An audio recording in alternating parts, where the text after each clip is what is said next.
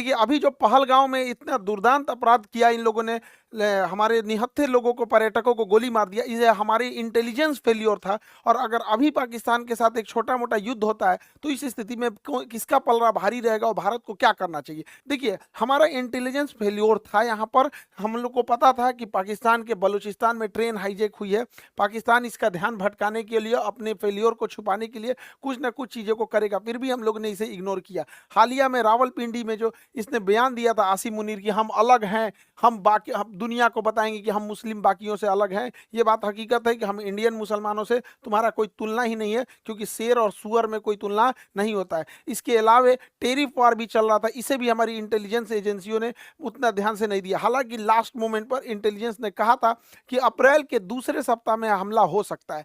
अप्रैल की जब दूसरे सप्ताह में हमला की इतनी सटीक जानकारी थी, फिर भी जब यहाँ पे पर्यटक थे, यहाँ पर इस बसरान घाटी में, यहाँ पर एक भी हॉस्पिटल नहीं था, ना ही एक कोई पुलिस का जवान था, ना ही कोई मिलिट्री थी यहाँ पर। इसके अलावे जब यहाँ पे दुर्घटना हुई, जब आतंकवादियों ने गोली मारा, तो उस समय लगभग आधे घंटे बाद नीचे से आर्मी आ रही है या फिर पुलिस आ रही है। आधा घंटा में तो कोई पर्यटक को तो गोली वगैरह चलाने आता नहीं है, और ये पूरी घाटी खाली थी, कहीं छुपने का भी जगह नहीं था, वहां आराम से गोली मार दिया गया। कुछ लोगों की तो मृत्यु केवल ब्लड लॉस की वजह से हो गई, क्योंकि एम्बुलेंस भी 1.5 घंटा बाद आई थी। तो वहां जब इतने बड़े पर्यटकों का स्थल था, इतने हजारों की संख्या में पर्यटक थे, तो सरकार क्या कर रही थी? आखिर इतना इंटेलिजेंस मिलने के बाद भी अगर ये आपका भी फेल्योर है, तो सरकार कितने लोगों को सस्पेंड की? हालांकि गवर्नमेंट कई बार क्या होता है, ऐसे लोगों में सस्पेंड नहीं करती, क्योंकि गवर्नमेंट का गलती उजागर हो जाती है। लेकिन आपका गलती उजागर ना हो, इसके लिए आप किसी को सस्पेंड नहीं कीजिएगा, तो आगे फिर ऐसी घटनाएं होंगी यहाँ पर, और इस घटनाओं को ये सब फिर से दोहराएंगे सब।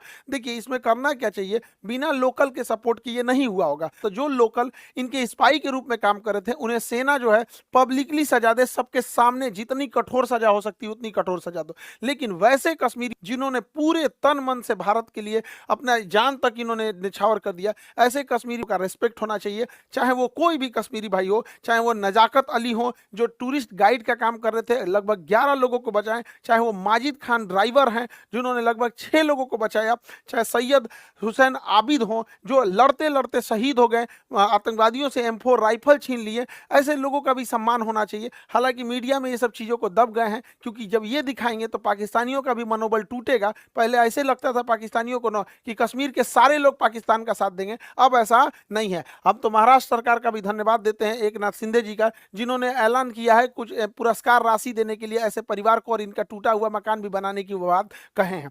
देखिए इस बार का मामला थोड़ा अलग था। जब ये हमला हो रहा था, तो इससे काफ़ी दूर श्रीनगर है, इससे काफ़ी दूर श्रीनगर का लाल चौक का एरिया हमेशा चहल पहल रहता है, लेकिन वो एक हफ्ते तक श्रीनगर की सड़क शटर डाउन रहा, ये दिखाने के लिए कि ये लोग इस घटना में शहीद हुए लोगों की श्रद्धांजलि दे रहे हैं। और जमा मस्जिद के इमाम ने भी पूरे खुल के मंच से भी कहा था कि इस तरह की किसी भी घटना को पाकिस्तान अगर अंजाम देता है तो इस सब चीज़ों को कभी एक्सेप्ट नहीं किया जाएगा। तो इस बार भारत में इस चीज़ों को एकता देखने को मिली है। लेकिन जो लोग इसमें शहीद हुए हैं, चाहे वो पर्यटक हैं, चाहे जो वहाँ के लोकल लोग हैं, उनको भी गवर्नमेंट को सोचना पड़ेगा। तो इनको भी कश्मीर के एरिया में कुछ बागान होंगे, जैसे ड्राई फ्रूट के बागान हो सकते हैं, केसर के हो सकते हैं, या फिर सेब के हो सकते हैं, तो गवर्नमेंट इन्हें अलॉट कर सकती है, या गवर्नमेंट इन्हें पुरस्कार दे सकती है, जिससे कि बाकी के लोग प्रेरित हो गए। कोई DM SP क्यों बनना चाहता है? क्योंकि देखता है कि समाज में उसकी इज्जत है। तो ऐसे लोग जो इस तरह से, जो पहाड़ पे चला नहीं जाता है, अपने पीठ पे लेकर बच्चे को लेकर भागे हैं लोग, ऐसे लोग को जब हम समाज में पुरस्कृत देंगे तो बाकी लोगों को भी प्रेरणा मिलेगी, लोग पत्थर चलाना छोड़ के ऐसे कामों में आएंगे। सरकार को इसमें भी ध्यान देना चाहिए। और जो ये बहन को सोचिए क्या बीत रहा होगा, ऐसे शहीद हो गए जो यहाँ पर, इन लोगों को कश्मीर में ये घूमने आए थे पर्यटक बनकर, लेकिन यहाँ पर इन लोगों को एक एरिया सरकार को अलॉट कर देना चाहिए कि ये उन्हीं लोग के लिए एरिया अलॉट रहेगा। जो लोग यहाँ पे शहीद हुए उनके परिवार के लिए ये एरिया अलॉट कर दिया जाएगा। और हर साल 22 अप्रैल को हर साल बड़ी संख्या में पर्यटक फिर उसी जगह पर जाएं, और उसी घाटी पे जहाँ पे आतंकवादियों ने गोली चलाया था, वहां हम लोग दोबारा खड़े होकर लाखों की संख्या में तिरंगा झंडा लेकर भारत माता की गान गाएं और अपना राष्ट्र गान गाएं, और ये दिखा सके आतंकवादियों को कि तुम्हारे गोलियों से हम डरने वाले नहीं हैं, हमारे हौसले अभी भी बुलंद है, तुम्हारे कायराना हरकत से हम नहीं है, औकात है तो हमारी इंडियन आर्मी से लड़ लो यहाँ पर।